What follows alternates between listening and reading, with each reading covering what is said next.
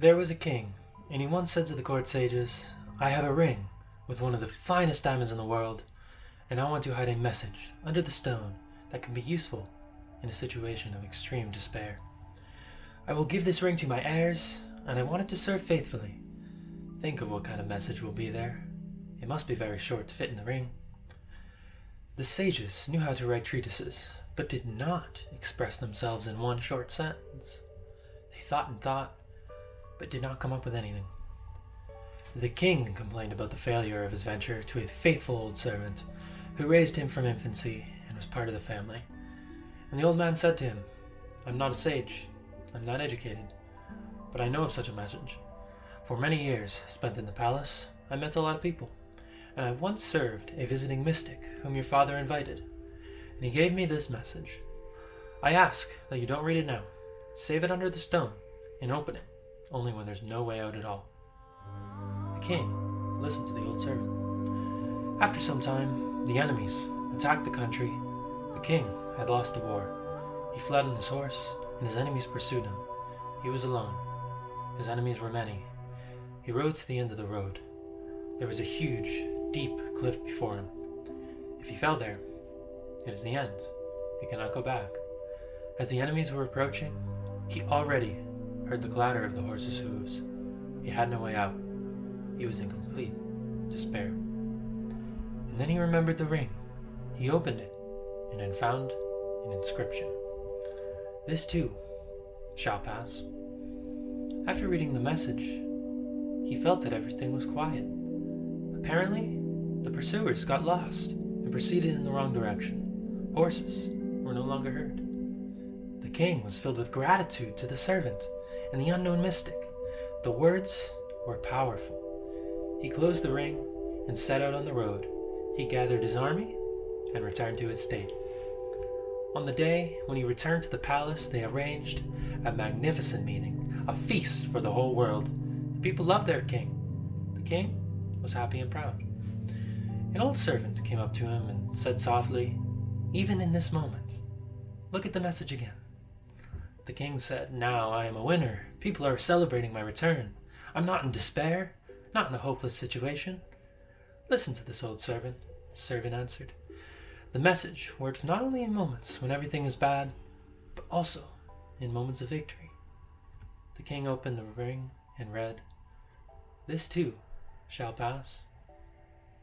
And again, he felt a silence fall over him, although he was in the midst of a noisy dancing crowd. His pride dissolved. He understood the message. He was a wise man. And then the old man said to the king, "Do you remember everything that has happened to you? Nothing and no feeling is permanent. As night changes day, so moments of joy and despair replace each other. Accept them as the nature of things, as part of life. This too shall pass." Thank you to Madeline Whipple for first introducing me to this ancient poem, ancient fable. It was originally from Rumi, or one of the other medieval Persian Sufi poets from that time period.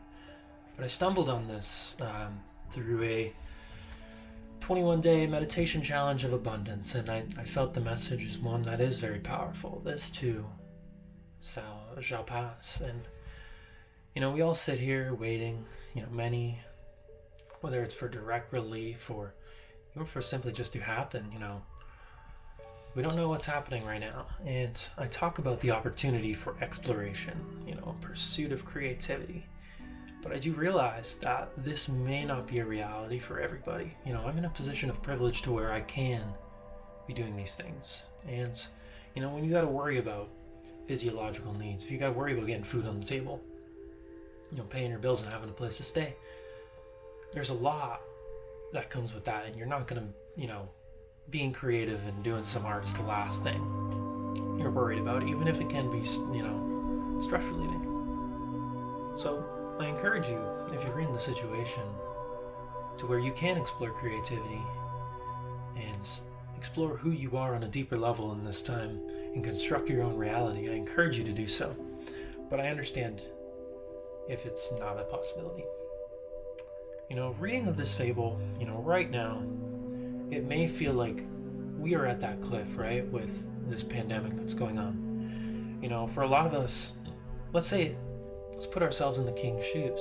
If the king had simply given up, jumped off the cliff, it would have all been for nothing. The opposing enemies, they miraculously vanished. And why was that? It was because the king realized this shall pass. While it is immensely difficult, and especially for a lot of us, this too shall pass. There will be better times coming. And the situation is already here, right? There's no need to necessarily argue, stigmatize blame on specific individuals, specific political differences we may have. This is a time of coming together. And with the energy we are dividing ourselves with, fighting and using it in fear, we could use it to lend a helping hand, construct a greater reality, create a better humanity. Because we know eventually this will pass. This too will pass. If you truly want to make that difference, look to the future. Analyze how you can make it brighter in your actions in this very moment. The world needs your unique talents, your unique perspectives. It needs your unique contribution to the betterment of humanity.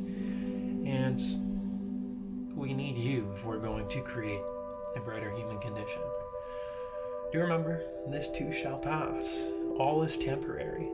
Believe and trust in what lies. If you're at home, you got nothing to do, or you don't have places to be, try and find ways to grow.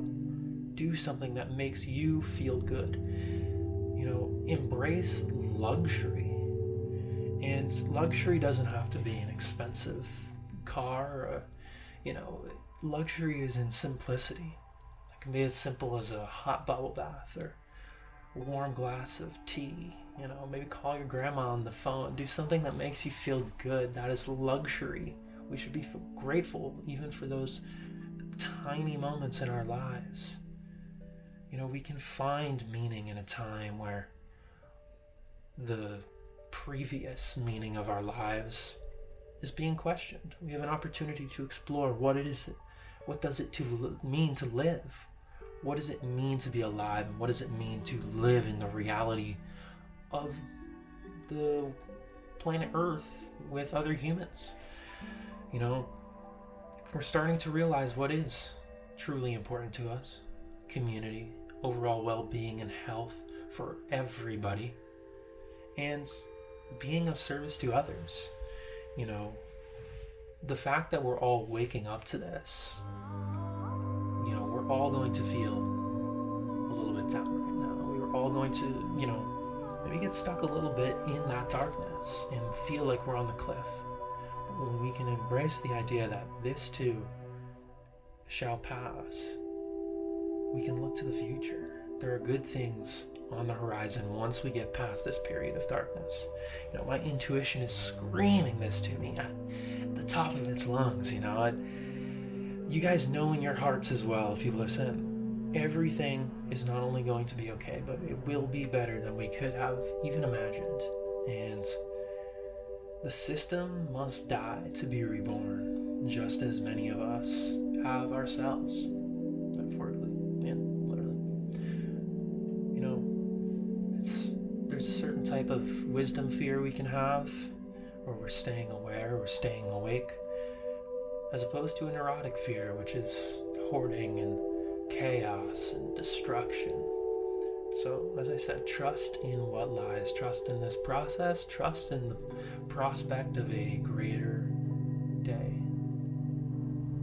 of a future that's bright.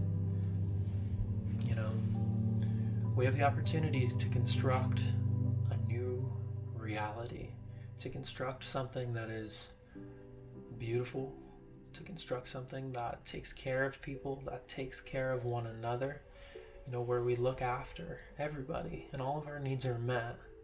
And it's impossible to imagine what that's going to look like with a human brain because it's not constructed yet. But when you look within, you look inwards, you can imagine it. And you can create it. I'll see you all next time.